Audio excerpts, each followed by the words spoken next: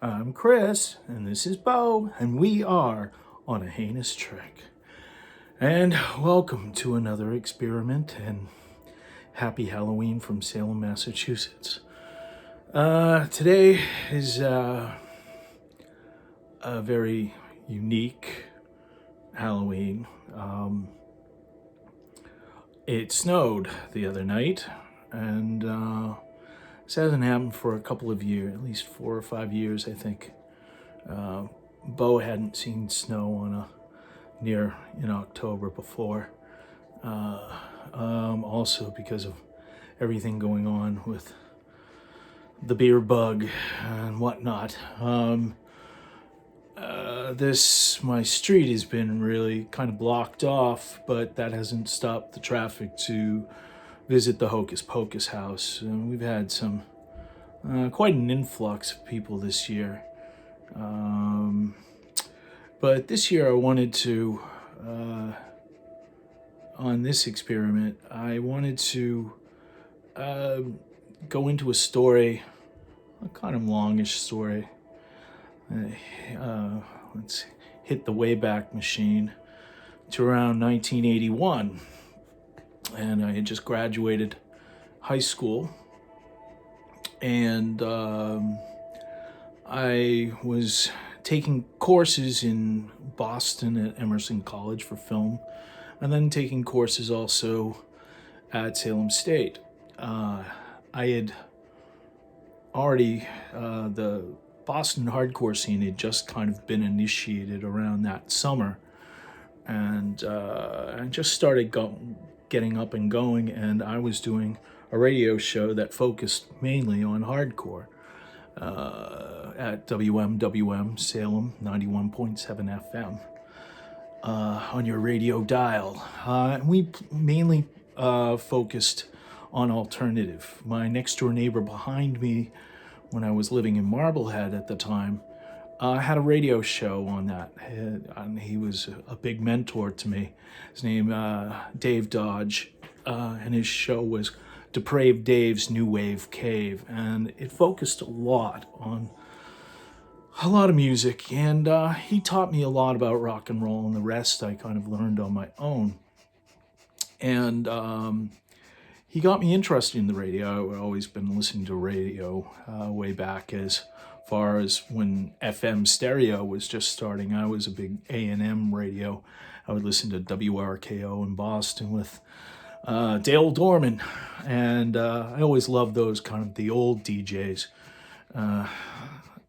So I focused in on my show, which they put me on after a Sunday jazz show, and my show was called 3 Hours of Hell on Sunday.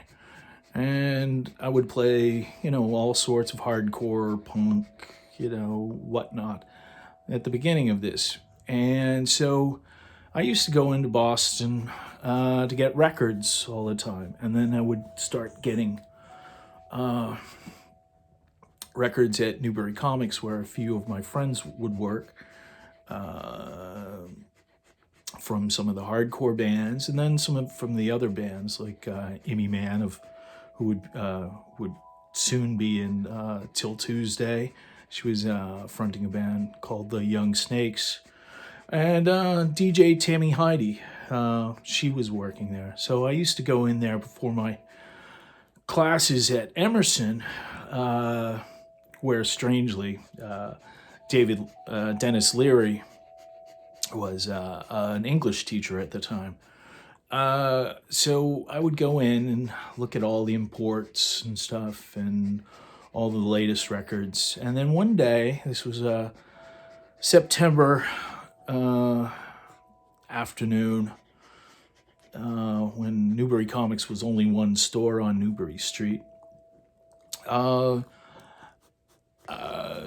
I was looking at Black Flag records and Surf Punks records in the vinyl 45 section, right kind of near where the cash register was. And so I was flipping through them, and all of a sudden I saw a trio walk in, and one of those people I recognized happened to be Blues Brother-y, and it indeed was John Belushi. the actor and singer extraordinaire, who was making films at that time, but was also, first got known as on Saturday Night Live, which he had presently left to make motion pictures. So he walked in with a very tall, big bald-headed guy with a black leather jacket and kind of like a punkette, blondish woman. And I didn't, go extremely nuts. Whenever I've met celebrities, I just sort of, just very casually walk up to them. I try to say, not alert anybody else. And so John actually came over to where I was, and he was looking exactly at Black Flag records. And I just said quietly, I said to him, "John, do you like Black Flag?" And he didn't say anything, and I repeated it.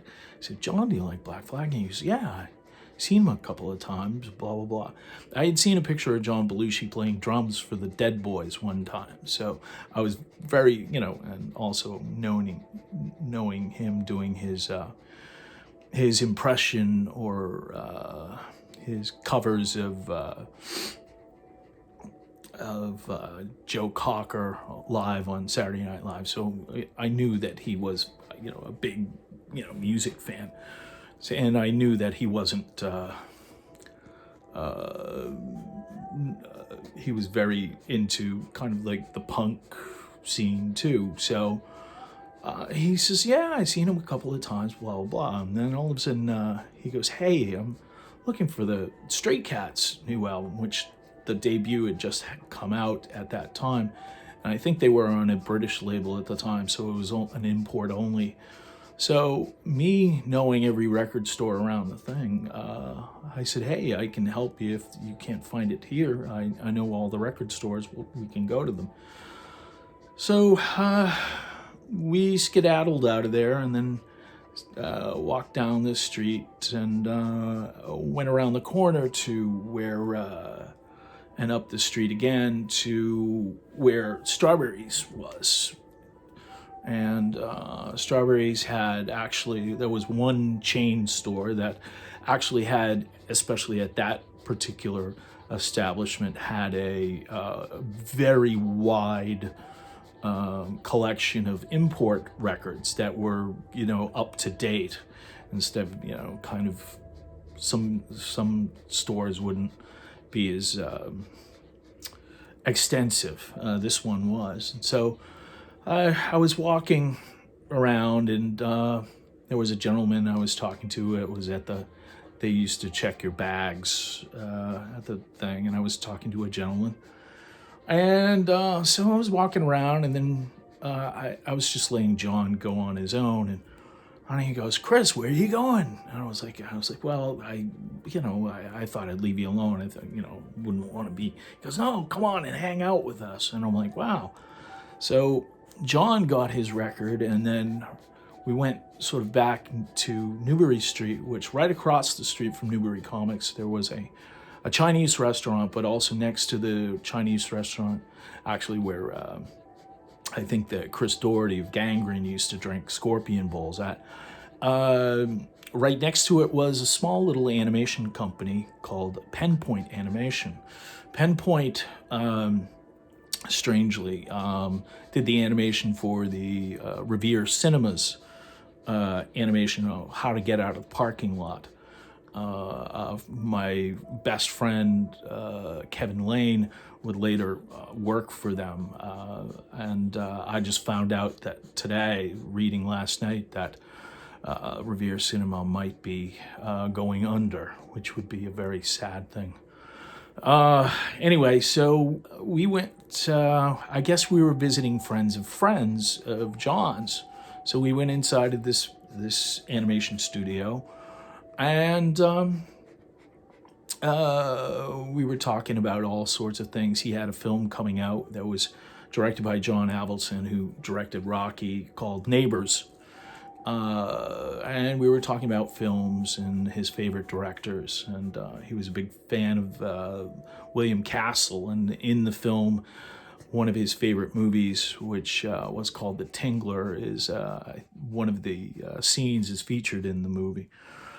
And he brought up, I was a big fan of the band Fear, and he goes, hey, by the way, on Halloween, hence why I'm telling you this, Saturday Night Live, I'm getting Fear to play on Halloween. And if you want to be part of the audience, I can get you on, just give me your name and number and, get you onto the list. We're going to have all these like skinheads from the Midwest, and we're going to be slam dancing. Back then, before the New York term moshing caught on, moshing was called slam dancing. The term that I prefer, actually. But so we were hanging out, and then John, lit up a joint and was sharing it, and I really didn't imbibe because I really have never been into that. And then, strangely, at the same time, I handed him a poster for my friend's band SSD Control from Boston, and it was a Gallery East show that was upcoming at around that time. So, not that it was a diss or anything. It's just I really never cared for the stuff or whatever. But so he was like, yeah, blah blah blah, and then we were talking about John sweat a lot. He was great, and he was in town to pick up a van to drive it back to New York, and so the time was ticking around, and he goes, I can write you a note to say that you're too well to attend class today and stuff like that, and we talked about other things, about how that, when you're in your 20s, how odd this seemed to be. We were talking about that you're in your 20s, you think you're immortal, and then when you get in your 30s, you start slowing down a bit. And he told me about this this time that he did a line of coke with the Grateful Dead on, I think it was on the set of Saturday Night Live. He said it was like that long or something, and he said like his nose froze and his face felt like porcelain or something like that. It was just really interesting stories, and I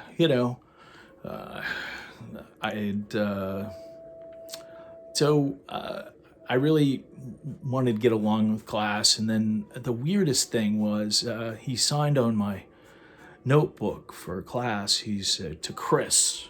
He wrote a symbol, and he goes, to Chris, the fuck of death, John Belushi.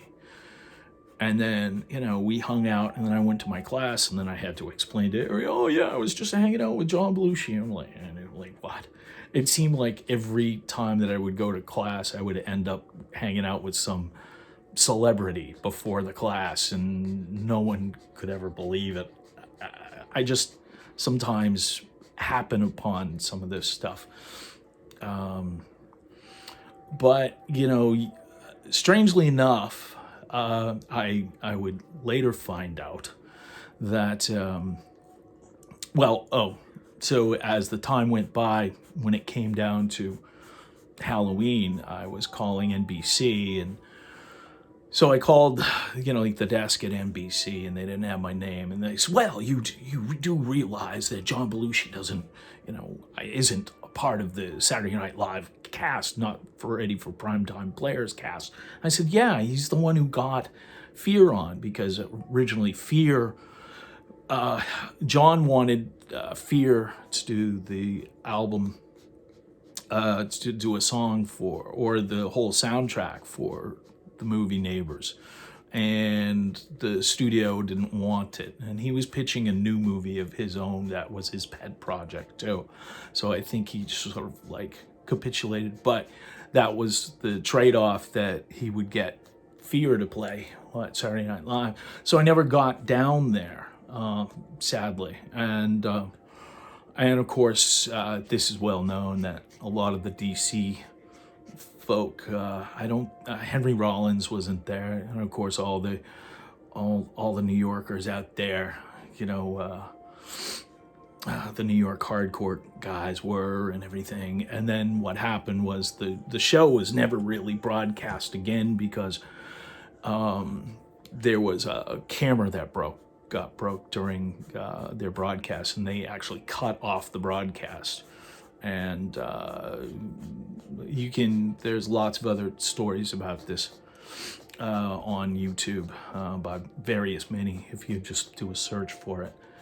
So it was really, I was really brokenhearted, but John had written this curious thing, and then all of a sudden, months later, I go back to that same Strawberry, and the day that John Belushi died was the same person that told me, "Hey, Chris, did you hear? John died." He was the one that I had met at the baggage check and everything like that, and I was kind of stunned how cyclical it all was, and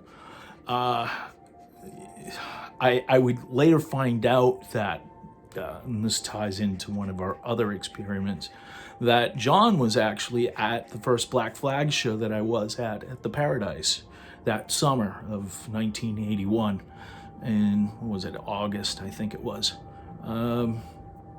And he was there at the show. Had no idea. And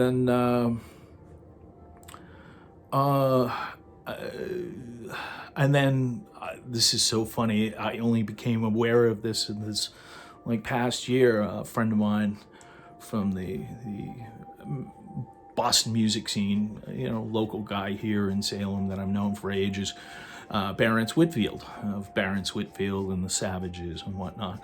Barrence works for a place that I've been going to here in Salem ever since I was in high school, called the Record Exchange. And then we were talking, and I find out that Barrence Whitfield was one of the people that was working at that Strawberries that I met. And it, talk about coincidence or fate or what have you. So, it's one of those stories that I had taped for Drew Stone's film, the Boston hardcore film, XXX, All Ages XXX, and that I left. And, the story really didn't pertain to, the Boston scene itself, or it wasn't included in any of the deleted or extra scenes, but that's fine. But I wanted to, not many people know this story, and I wanted to bring it out, I guess, for a Halloween treat.